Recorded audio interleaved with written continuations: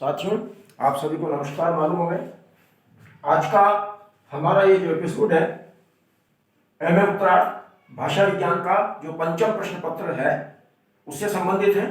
और आज के इस एपिसोड में मैं आपको भाषा विज्ञान का जो पाठ्यक्रम की दृष्टि से बहुत महत्वपूर्ण हमारा बिंदु है उसके बारे में हम चर्चा करेंगे। वो है हमारी भारतीय आर्य भाषाओं का भारतीय आर्य भाषाओं का काल विभाजन। देखिए, भाषा विज्ञान के अंतर्गत जो एक सबसे महत्वपूर्ण बिंदु है हमारा वो है कि हिंदी भाषा का उद्भव और विकास। तो ये जो हिंदी भाषा का उद्भव और विकास है इसमें किस तरीके से हम अध्ययन करते हैं। तो इसमें दो चीजें होती है। एक तो हिंदी भाषा का उद्भव यानी कि जन्म, जैसे पौधा होता है, आप देखिए पेड़ होता है, पहले जमीन से उसका क्या होता है, धरातल के अंदर से गर्भगृह से उसका अंकुरण होता है यानी कि उसका उद्भव होता है। उद्भव होने के बाद यानी जन्म होने के बाद उसका विकास होता है।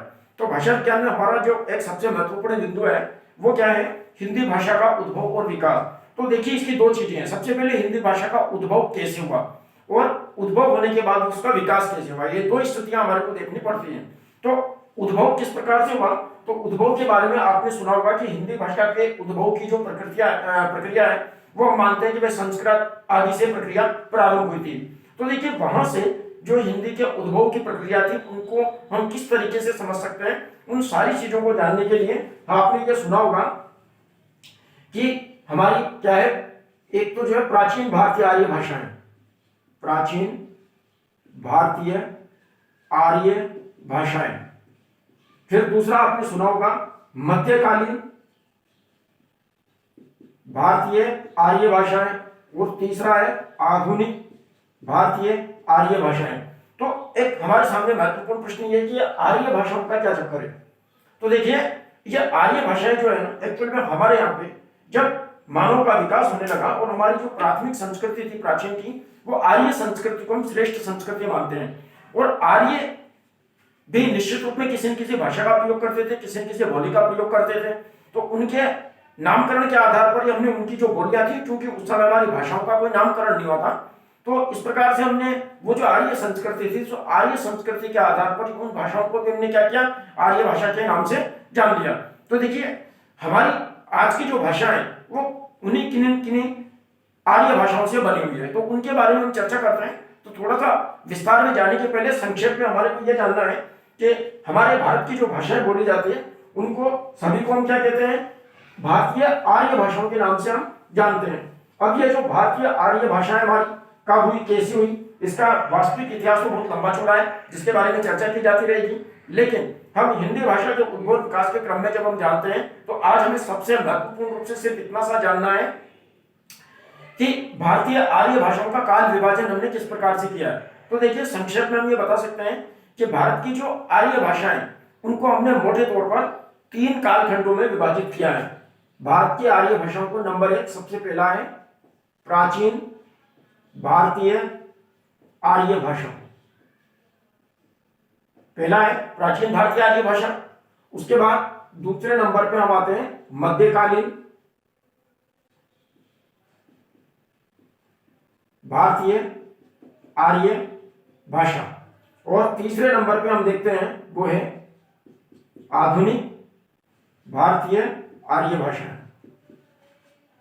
तो देखिए, अब ये जो प्राचीन भारतीय आर्य भाषा है, वैसे तो जब से आ रही है, जब से उनकी भाषा थी वही प्राचीन भारतीय आर्य भाषा है, लेकिन वैज्ञानिक तौर पर थोड़ा सा इसका जो विश्लेषण है तो प्राचीन भारतीय आर्य भाषा का जो समय है वो 1500 वर्ष ईसा पूर्व से, 1500 वर्ष ईसा पूर्व से, और जो है मतलब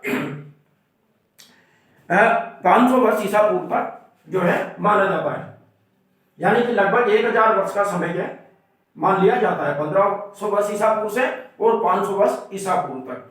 उसके बाद मध्यकालीन भारतीय आर्य भाषा है वो मानी जाती है हमारी 500 वर्ष ईसा पूर्व से लेकर और 1000 ईस्वी के आसपास तक, 1000 ईस्वी तक, यानी कि लगभग 1500 वर्षों का जो समय है वो प्राय जो है माना जाता है। उसके बाद हम देखते हैं कि 1000 ईस्वी के बाद से हमारी जो है आधुनिक भारतीय आर्य भाषाओं का समय होता है। अब ये जो प्राचीन भारतीय आर्य भाषा है, नाम क्या इसमें है, लेकिन मोटे तौर पर इसके दो भाग माने जाते हैं, वैदिक संस्कृत और लौकिक संस्कृत। तो पहला वाला जो समय है 1500 वर्ष से लेकर के लगभग 700-800 ईसा पूर्व तक, वो वैदिक संस्कृत का माना जाता है और 500 तक लौकिक संस्कृत का माना जाता है। उसके बाद 500 वर्ष ईसा पूर्व से 1000 ईस्वी तक, यानी कि लगभग 1500 वर्षों का ये जो समय रहा, तो इसको भी विद्वानों ने भाषा की दृष्टि से विभिन्न विभागों में विभाजित किया है। तो इसके 3 रूप हमें देखने को मिलते हैं। आपने नाम सुना होगा पाली, प्राकृत और अपभ्रंश। तो पाली, प्राकृत और अपभ्रंश को क्या करते हैं, मध्यकालीन भारतीय आर्य भाषाओं की श्रेणी में मानते हैं और इनका जो समय है तीनों का 500 वर्ष ईसा पूर्व से 1000 ईस्वी के बीच माना गया। यानी शुरू के 500 वर्ष ईसा पूर्व से 1 ईस्वी तक पाली मानी जाती है। उसके बाद 1 ईस्वी से लेके और 500 ईस्वी तक पाली के बाद प्राकृत मानी जाती है और 500 ईस्वी से लेके 1000 ईस्वी तक जो है हम पाली प्राकृत के बाद में अपभ्रंश का समय माना जाता है। बाद में जो अपभ्रंशें थी, उन अपभ्रंशों के माध्यम से हमारी आधुनिक जो भारतीय आर्य भाषा है उनका जन्म माना जाता है, जिनका समय लगभग 1000 ईस्वी के आसपास से माना जाता है। तो आज हमारे को सिर्फ इतना ध्यान रखना है कि भारतीय आर्य भाषाओं का जो काल विभाजन है वो मोटे तौर पर 3 रूपों में किया गया है, प्राचीन भारतीय आर्य भाषा काल, मध्यकालीन भारतीय आर्य भाषा काल और आधुनिक भारतीय आर्य भाषा काल। प्राचीन भारतीय आर्य भाषा काल का समय 1500 वर्ष ईसा पूर्व से 1000 के 1500 वर्ष ईसा पूर्व से 500 वर्ष ईसा पूर्व तक माना जाता है।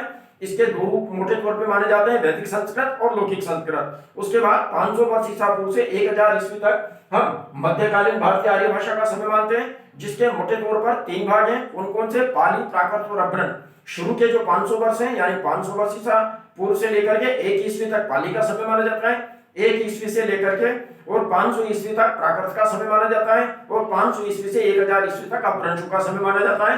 बाद में 1000 ईस्वी के बाद अपभ्रंशों के बाद में हमारी आधुनिक भारतीय आर्य भाषा जैसे हिंदी, बंगाली, पंजाबी, मराठी, गुजराती आदि जो है इनका विकास जो है माना जाता है। तो इस प्रकार से वैदिक संस्कृत, लौकिक संस्कृत, पाली, प्राकृत और अपभ्रंश आदि के माध्यम से धीरे धीरे विकसित होती हुई हमारी आधुनिक भारतीय आर्य भाषाएं आज अपने वर्तमान स्वरूप में आई है। धन्यवाद। जय हिंद।